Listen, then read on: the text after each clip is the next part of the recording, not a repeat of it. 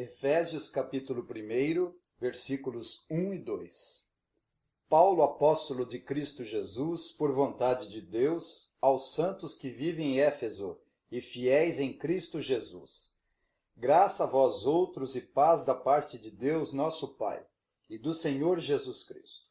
Senhor nosso Deus, nosso Pai, nós te louvamos e te agradecemos por essa oportunidade maravilhosa de expressarmos, explanarmos, pregarmos tão sublime carta, tão celestial epístola. Por isso pedimos sempre ao teu Espírito, para que opere no profundo do meu coração e também dos ouvintes, para que experimentemos o poder de Deus para a honra e glória do Senhor. Nós oramos agradecidos, rogando também a expansão do teu reino através desse trabalho, em nome de Jesus. Amém.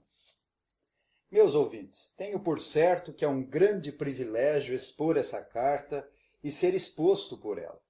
Estou sendo destemido ao explanar tão grande epístola.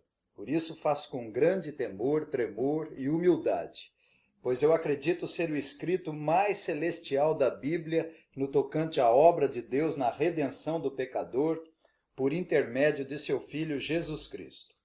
Já foi dito que a carta aos Efésios é o escrito mais importante e mais sublime de toda a palavra de Deus. Já foi citado que o mistério, a glória e a riqueza do caminho da redenção, da graça salvadora de Deus em Cristo Jesus, se encontram manifesta nessa carta como em nenhuma outra carta. Lloyd Jones cita que a carta aos Efésios é a coroa e o clímax da teologia de Paulo, bem como a destilada essência da religião cristã, o mais autorizado e o mais consumado compêndio da nossa santa fé cristã. Essas expressões não são excessivas, porque a Epístola aos Efésios contém verdades profundas que foram mergulhadas com linguagens, algumas das quais difíceis de alcançar com a nossa inteligência. Não foi à toa que o próprio Pedro reconheceu isso. A igreja tinha bastante conhecimento em nosso Senhor Jesus Cristo e Paulo pôde descrever essa carta de forma maravilhosa, a obra da redenção de maneira sublime e celestial, e não precisou descer tratando de assuntos problemáticos acerca de relacionamentos conturbados e disciplina da igreja. Por isso nós temos uma carta maravilhosa diante de nós. Então vamos considerar essa porção da palavra de Deus, esses 2 versículos, sobre o tema A Saudação do Apóstolo Paulo aos Efésios.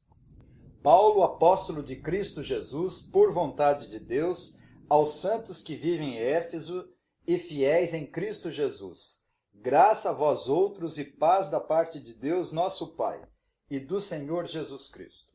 Eu pretendo considerar com os ouvintes, em primeiro lugar, o autor dessa carta, depois, em segundo lugar, os destinatários dessa carta e a saudação do apóstolo Paulo.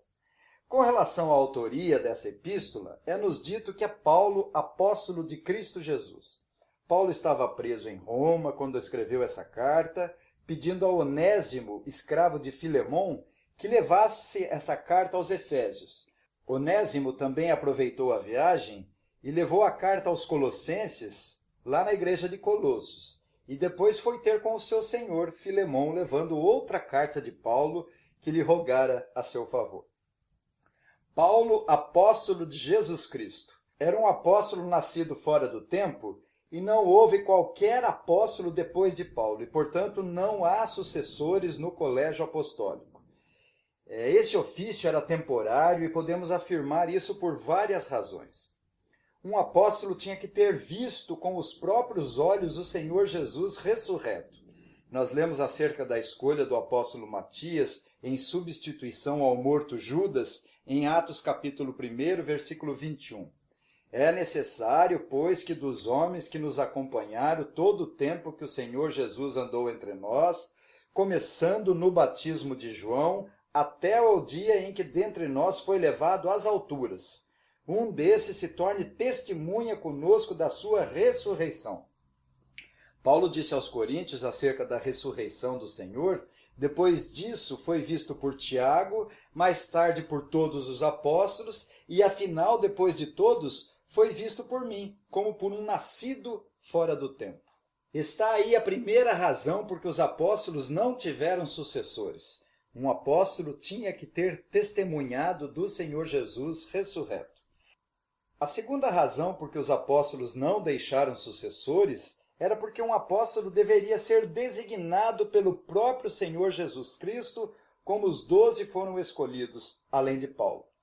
Mas a pergunta então é, Paulo viu o Senhor Jesus, já que o Senhor Jesus morreu antes do seu chamado? Sim, ele afirmou retoricamente isso em 1 Coríntios capítulo 9, versículo 1. Não sou eu, porventura, livre? Não sou apóstolo? Não vi Jesus, nosso Senhor? Portanto, Paulo viu o Senhor que lhe aparecera algumas vezes. É-nos informado em Atos capítulo 26, versículo 16. Quando o Senhor Jesus disse a Paulo, levanta-te e firma-te sobre teus pés, porque por isso te apareci, para te constituir ministro e testemunha, tanto das coisas em que me viste, como daquelas pelas quais te aparecerei ainda. Esta é a segunda razão por que os apóstolos não deixaram sucessores, pois eles deveriam ser diretamente comissionados pelo Senhor Jesus.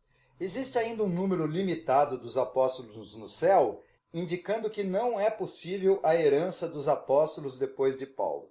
Em Apocalipse 21:14, a muralha da cidade tinha 12 fundamentos, e estavam sobre esse os 12 nomes dos 12 apóstolos do Cordeiro. É difícil ser dogmático e afirmar com exatidão quantos apóstolos teve a igreja primitiva. Porém, a lição imediata que retiramos daqui é que os apóstolos não deixaram sucessores, e os que se intitulam apóstolos por fundarem igrejas ou por serem por elas enviados, contribuem para confundir as pessoas que leem o Novo Testamento. Se ainda houvesse herança dos apóstolos, as Escrituras não seriam completas, suficientes e perfeita a palavra de Deus, pois os que se dizem apóstolos poderiam acrescentar algo às Escrituras sagradas, mas isso não é possível. Isso parece que são motivados por um orgulho impróprio e por desejo de autoridade, exaltação, além de excessiva ambição por autoridade na sua igreja. Com a expressão Paulo, apóstolo de Cristo Jesus por vontade de Deus, observe que para ser um apóstolo não depende da vontade humana, mas da vontade de Deus. Um apóstolo era a boca do Senhor Jesus Cristo, o fundamento da igreja, cujos ensinos e escritos eram dignos de escritura sagrada. Paulo sempre ressaltava nas suas cartas que o seu apostolado foi por vontade de Deus e não pela sua própria vontade. Por isso os apóstolos tinham as credenciais próprias e específicas. Nós lemos em 2 Coríntios 12:12, pois as credenciais do apostolado foram apresentadas no meio de vós com toda persistência, por sinais, prodígios e poderes miraculosos. Eles tinham essas credenciais para confirmarem que Jesus era o Messias prometido e para autenticar a mensagem deles. Quanto aos destinatários dessa carta, é-nos dito, aos santos que vivem em Éfeso e fiéis em Cristo Jesus. A palavra santo significa separado, posto à parte ou purificado. No Velho Testamento, as coisas eram santas e separadas. Os utensílios, as roupas, os objetos de culto, a cidade de Jerusalém era santa, o povo de Deus era santo, no sentido de separado por Deus. É Deus quem separa e purifica o seu povo.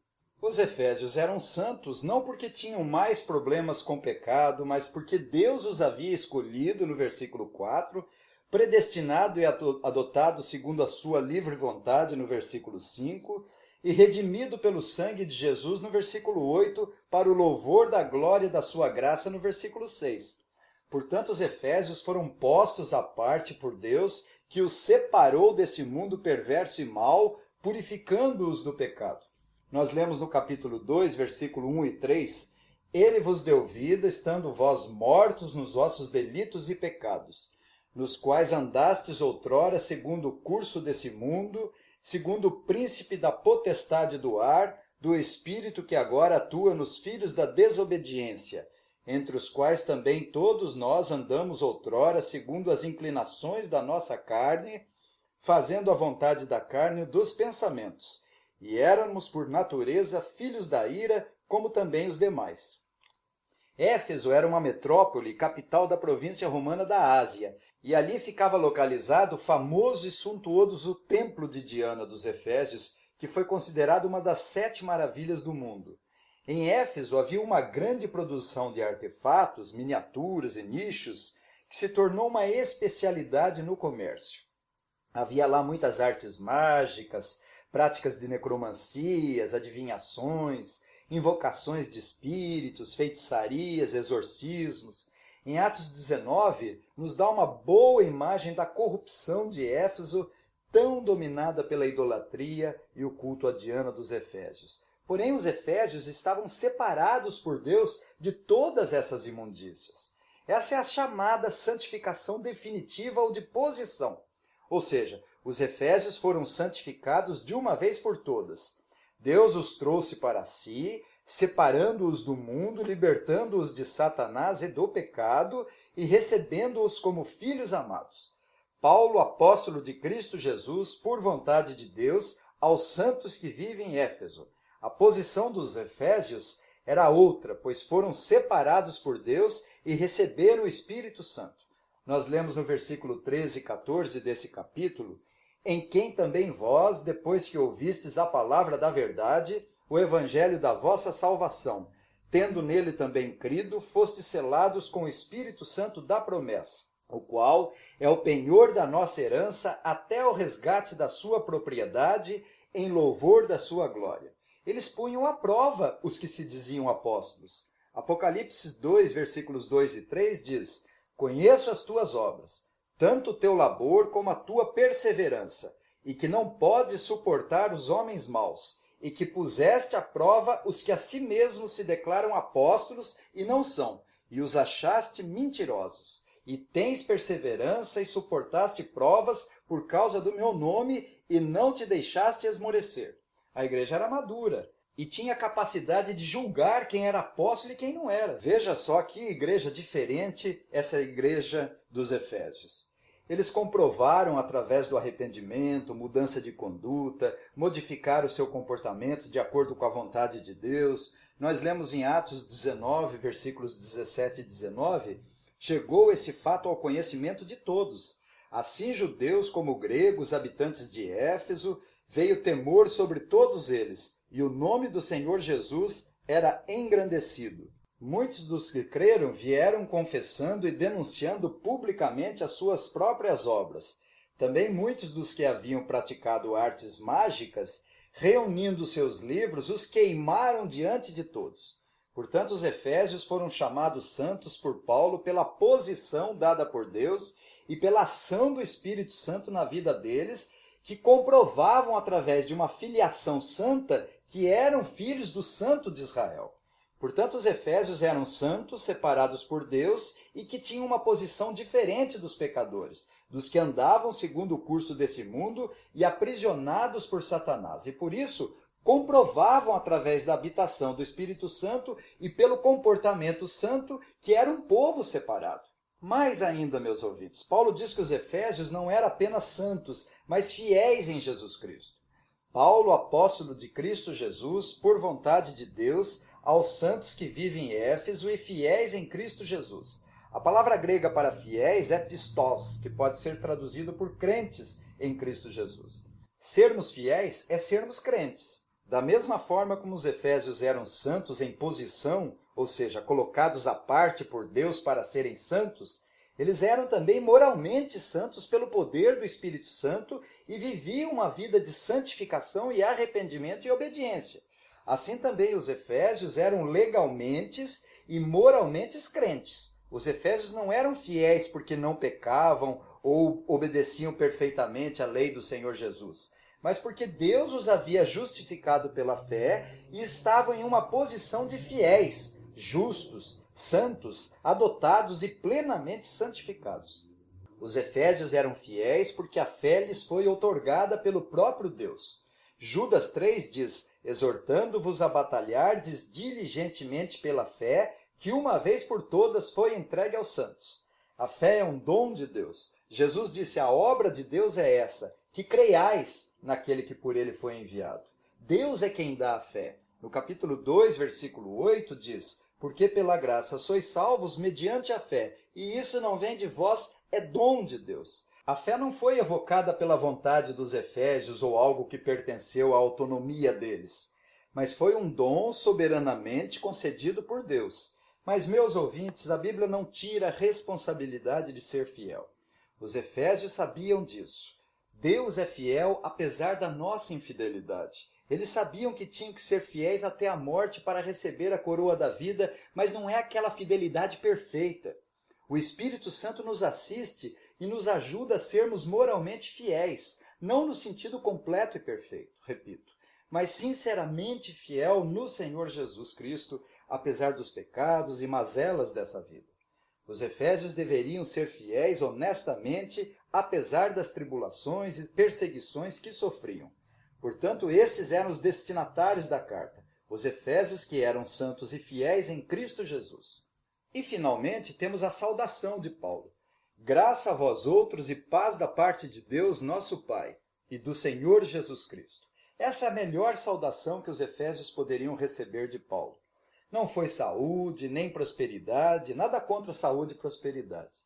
Secularmente, o costume da época era saudar os seus leitores, tanto no início como no final da carta, com saúde. Ainda hoje é assim. Espero que você esteja bem de saúde, meu amigo, meu irmão. Em Atos capítulo 15, versículo 29, Tiago deseja saúde na sua carta. E o comandante Cláudio Lísias, em Atos 23:30, deseja saúde ao governador Félix. Mas Paulo aqui nessa carta vai além e alcança o coração da sua epístola, a essência da sua teologia com a graça de Deus. Ninguém pode ser santo e fiel no Senhor Jesus se não for pela graça de Deus, que é o atributo mais excelente de Deus. Graça é quem arrancou os efésios da prisão do pecado e do diabo. Graça é quem os elegeu antes da fundação do mundo. Graça é que absolveu os efésios de toda a culpa e miséria, livrando-lhes da sentença de morte eterna do inferno. Foi a graça que os adotou por meio de Jesus Cristo, segundo o beneplácito da vontade de Deus. Foi a graça que os levaria para o céu. Portanto, essa é a melhor saudação que os efésios poderiam receber de Paulo. A graça de Deus. Mas Paulo desejou a paz da parte de Deus, nosso Pai, e do Senhor Jesus Cristo. Paz aqui no grego, eirene, Paulo ajusta essa combinação de expressão paz, que lembra a paz judaica e a paz grega, que está empregada na Septuaginta para traduzir a palavra hebraica e tão utilizada pelos judeus, shalom. Então a palavra shalom foi traduzido na Septuaginta pela palavra eirene, demonstrando que os judeus e gregos, por meio de Cristo Jesus, que aboliu na sua carne a lei dos mandamentos na forma de ordenanças, para que dos dois povos, ou seja, judeus e não judeus, criasse em si mesmo um novo homem, fazendo a paz e reconciliasse ambos em um só corpo com Deus, por intermédio da cruz, destruindo por ela a inimizade. E vindo, evangelizou a paz a vós outros que estáveis longe, e paz também aos que estavam perto. Disse Paulo nessa mesma carta no capítulo 2, versículos 15 a 17.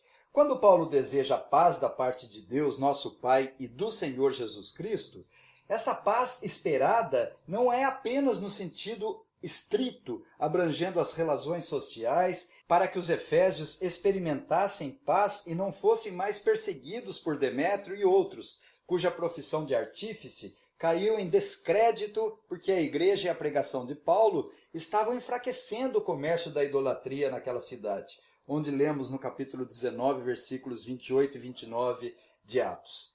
Encheram-se de furor e clamavam, grande é a Diana dos Efésios. Foi a cidade tomada de confusão e todos a uma arremeteram para o teatro, arrebatando os macedônios Gaio e Aristarco, companheiros de Paulo.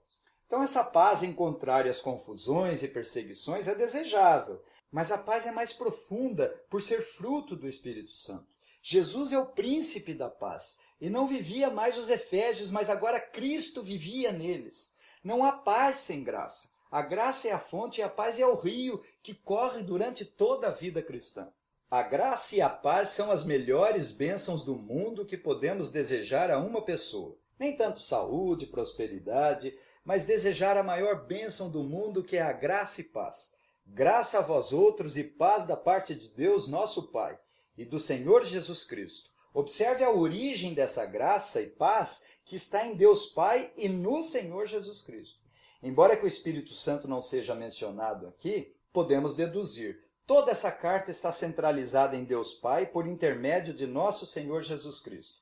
Essa paz não vem de Deus Criador, mas de Deus nosso Pai, por meio de uma relação especial com o Filho que comprou para si mesmo um povo especial, zeloso de boas obras. Apenas para concluir, eu quero dizer em primeiro lugar que, no sentido técnico, apóstolo foi um ofício temporário que serviu para a instituição da igreja para que ela fosse muito bem fundamentada. Mas no sentido amplo, um apóstolo pode ser enviado pela igreja como um missionário, mas eles não deixaram sucessores. Assim como o profeta do Velho Testamento, o apóstolo foi um ofício transitório. Em segundo lugar, os fiéis ou crentes que foram objetos da graça e misericórdia de Deus em Cristo Jesus são absolutamente santos, separados, purificados pelo sangue de Jesus. Foram postos à parte desse mundo perverso, libertos do domínio de Satanás e livres do pecado. Deus trata os crentes como se eles não tivessem mais pecados porque são santos. Quanto se alteia o céu da terra, assim é grande a sua misericórdia. Quanto dista o Oriente do Ocidente, assim ele afasta de nós as nossas transgressões, diz o salmista. Todavia, nós que somos fiéis, devemos demonstrar através do nosso comportamento que somos santos, amando a igreja do Senhor Jesus e não o mundo, andando pelo caminho estreito que conduz à vida e não pelo caminho largo, dando bom testemunho aos que estão de fora. O crente que não obedece é uma incongruência de termo, porque fé e obediência nas Escrituras estão tão intimamente ligadas que não podem ser separadas. Se você não vive uma vida piedosa, você não foi posto à parte por Deus. É simples assim.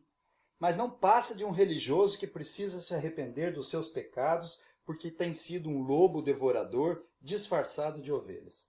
A Confissão de Fé de Westminster diz que o crente genuíno age de conformidade com aquilo que cada passagem das Escrituras contém em particular, prestando obediência aos mandamentos, tremendo às ameaças e abraçando as promessas de Deus para essa vida e para a futura. Portanto, fica uma advertência aqui, meus ouvintes. Essa saudação não é para qualquer um, mas para os santos e fiéis. Fé que não obedece é hipocrisia, não é fé dos eleitos e não é melhor que a fé dos demônios, pois até eles creem e tremem. Jesus, alertando os rebeldes, disse: "Por que me chamais Senhor, Senhor, e não fazeis o que vos mando?" Lembremos do nosso pai da fé, Abraão, quando foi chamado, obedeceu, dito lá em Hebreus capítulo 11, versículo 8. Paulo ressaltou 2 vezes a obediência por fé, em Romanos capítulo 1, versículo 5 e capítulo 16, versículo 26. E também muitíssimos sacerdotes obedeciam à fé, escreveu o Dr. Lucas. Não é obediência completa e nem perfeita, mas honesta, onde sinceramente procuramos obedecer de coração à vontade de Deus. Faço as palavras de Paulo aos meus ouvintes, desejando de coração que essa carta de Paulo aos Efésios sirva-lhes para grande edificação espiritual.